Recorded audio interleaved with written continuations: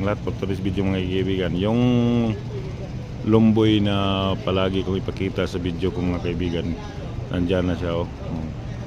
Sira na yung kalahat kabila.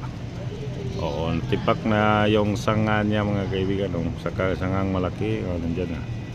Pati yun ng puno ng tambis. Pati puno ng tambis mga kaibigan, nang dahil sa bagyong Tino.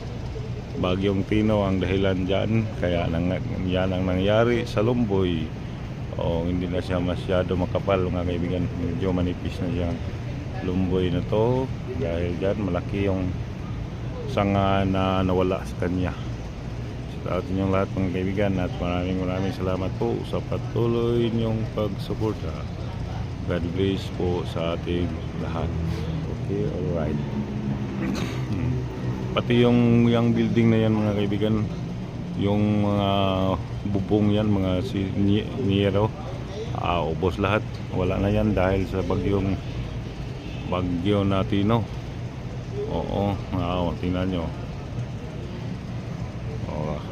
Hanggang dito lang ating update mga kaibigan. Maraming salamat sa inyong panonood. God bless you all. Bye bye.